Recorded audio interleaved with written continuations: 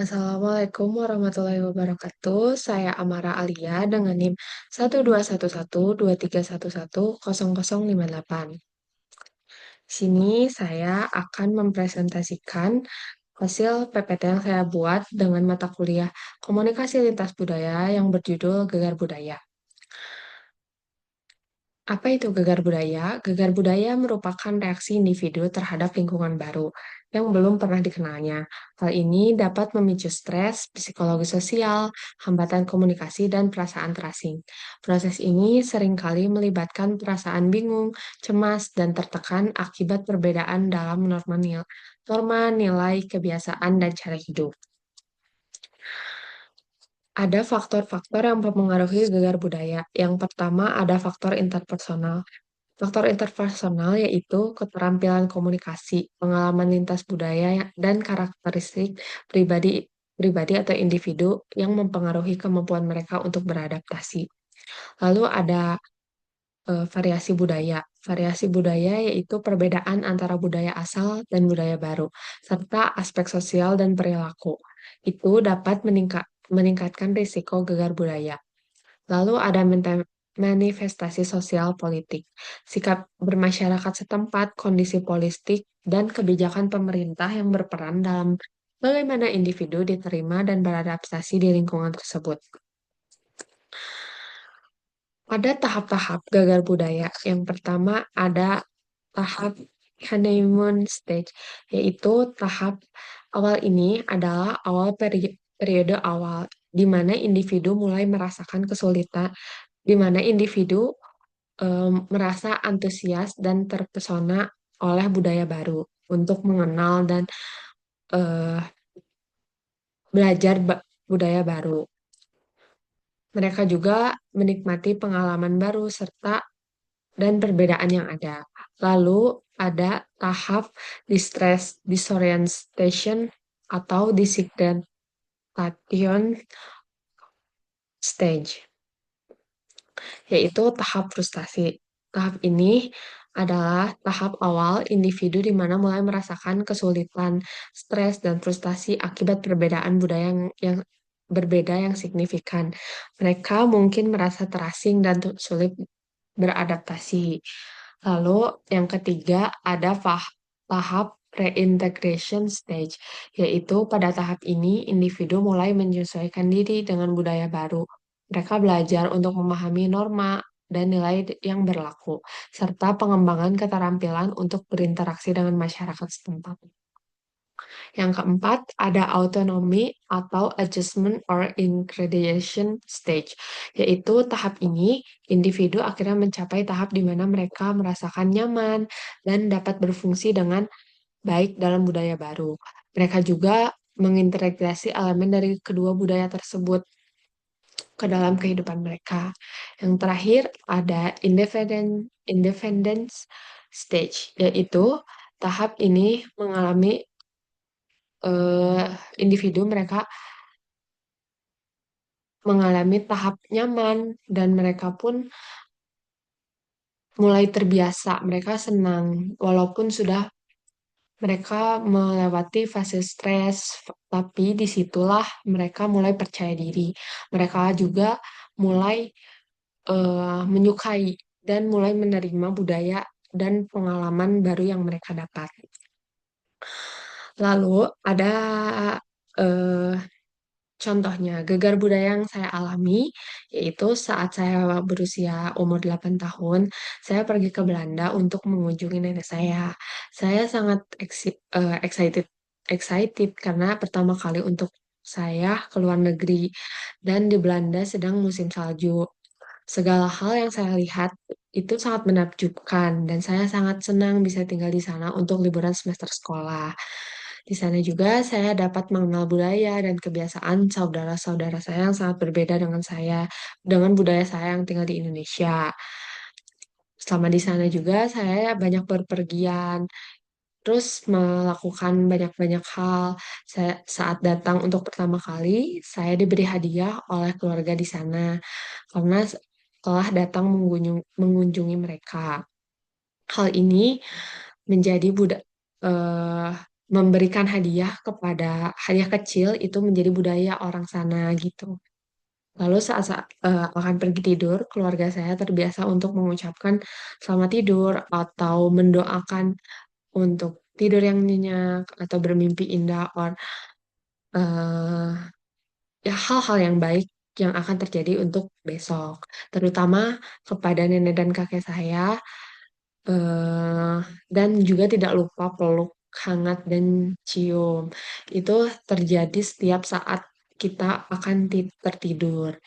Selain itu, keluarga di sana juga harus makan dengan keadaan makanan yang hangat, karena kan di sana cuacanya dingin. Jadi di sana tuh eh makanya makan hangat. Oma saya tuh, nenek saya tuh menyebutnya juga makan hangat karena jadi hidangannya pun harus hangat gitu, nggak tidak boleh dingin. Terus saya memasuki fase distress. Seiring berjalannya waktu saya di sana, saya menyadari banyaknya perbedaan, dimulai dari bahasa. Mereka biasa berkomunikasi menggunakan bahasa asli asli Belanda, dan saya tidak bisa, belum bisa saat itu saya tidak bisa bahasa Belanda, dan saya sangat kesulitan untuk mengerti dan berkomunikasi dengan saudara-saudara saya yang lainnya. Dan saya pun di sana merasa takut gitu jika saya salah untuk berkomunikasi dan bisa disalahartikan gitu.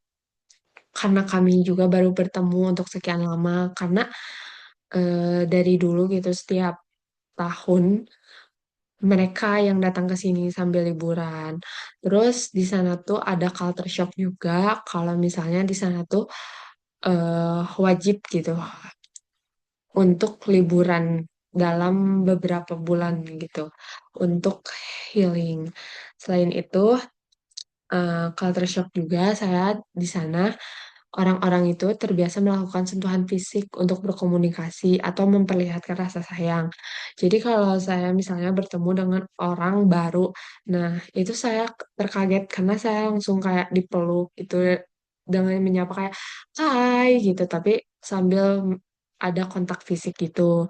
Nah, saya merasa canggung karena di Indonesia kan tidak melakukan hal seperti itu. Selain itu, di sana cuaca yang dingin menghambat saya untuk mengeksplor kota-kota atau tempat-tempat yang ingin saya kunjungi karena terbiasa dengan Indonesia dengan negara tropis, jadi saya belum terbiasa juga dengan cuaca ekstrim dingin yang ada di Belanda.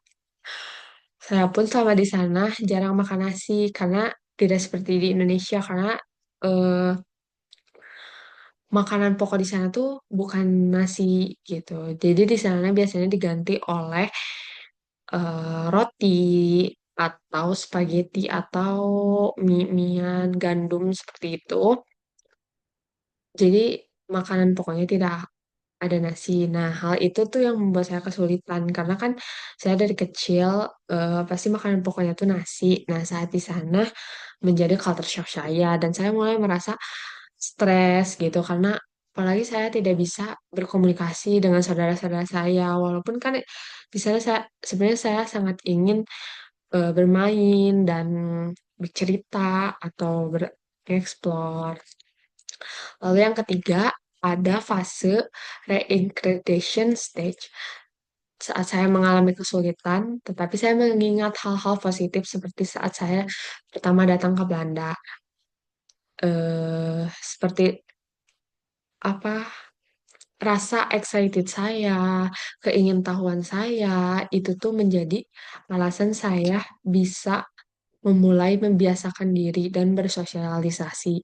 Selain itu juga keluarga saya, terutama nenek saya dan orang tua saya, kebetulan bisa bahasa mahir berbahasa Inggris dan nenek saya kan asli Indonesia. Nah, jadi sangat bisa bahasa Indonesia. Nah, itu tuh menjadi jembatan saya untuk berkomunikasi dengan saudara-saudara saya, tante saya, om saya, dan keluarga di sana gitu, dibantu oleh mereka gitu. Walaupun saya di sana banyak berkomunikasi dengan nonverbal seperti mimik muka atau tak gerakan tubuh saya atau tangan saya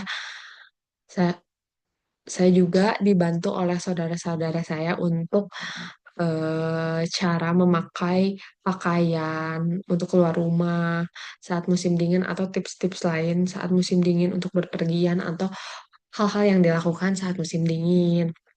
Selain itu juga saya di sana melihat dan mengambil hal positif dari budaya yang ada di Belanda dan mulai mengenal dengan teman-teman saudara saya di sana. Karena kan di sana saat saya mulai membiasakan diri, saya juga diajak oleh saudara-saudara saya untuk mengenal teman-temannya, mengenal hal-hal di lingkungan rumahnya seperti apa. Oh, terus ada autonomy or adjustment or inclusion stage. Jadi saat saya mulai terbiasa, saya melakukan banyak hal dan bermain dengan menyenangkan, sampai saya selalu ingin terus-terus mencoba berseluncur di papan seluncur salju. Malah saya terus terjatuh. Karena bermain salju itu kan hal yang sangat saya impikan sebelum pergi ke Belanda. Dan juga untuk merasakan makanan-makanan di sana. Dan berkunjung ke tempat-tempat menakjubkan dan melihat bangunan arsitektur di Belanda yang sangat indah, yang berbeda sangat berbeda sekali dengan Indonesia. Terutama di sana tuh sangat bersih negaranya. Hal itu juga membuat saya betah gitu, ingin tinggal di sana selamanya. Terus ada selanjutnya ada otonom.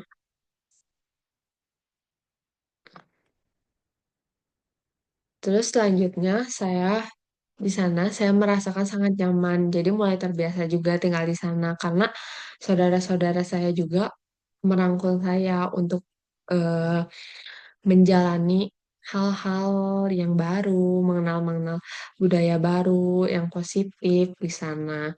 Selain itu juga saya jadi tidak takut lagi untuk berkomunikasi dengan orang-orang selain keluarga saya. Seperti saya kalau misalnya ke toko atau ke supermarket, saya mulai belajar apa bahasa, memakai bahasa Inggris atau non atau gerak-gerik tubuh saya. Terus saya juga di sana selalu didukung untuk belajar berbahasa dan mereka mengerti gitu keadaan saya yang masih kecil dan belum bisa bahasa Belanda. Jadi mereka tuh tidak membuli saya walaupun saya belum bisa apa-apa. Jadi saya juga di situ merasa sangat akrab juga sama keluarga. Terus setelah di sana juga selama di sana jadi saya terbiasa tidak makan nasi karena kan di sana nyari makanan nasi itu susah gitu. Nyari bahan pokok nasi itu susah. Terus hal positif sampai sekarang saya dan keluarga saya menerapkan untuk makan malam hari dan berbincang-bincang tanpa ada handphone di meja makan karena eh, keluarga saya itu kalau misalnya yang di Belanda itu kalau misalnya jam makan tuh harus kayak berkumpul semuanya gitu jadi makannya bareng-bareng gitu jadi di situ ada komunikasi keluarga tidak mecah-mecah sendiri gitu. Terus kesimpulannya dari gegar budaya yang saya alami adalah budaya memiliki peran yang sangat penting untuk membentuk dan mempengaruhi cara beradaptasi dan berinteraksi. Meskipun ada tantangan, tetapi dengan sikap positif dan dukungan dari orang sekitar, saya dapat belajar dan mendapat pengalaman budaya meskipun saya mengalami fase kesulitan, fase stres, fase cemas, tidak takut dibully, tetapi di sana saya bisa belajar dan tumbuh dari pengalaman tersebut. Sekian presentasi dari saya. Mohon maaf bila ada kesalahan. Wassalamualaikum warahmatullahi wabarakatuh.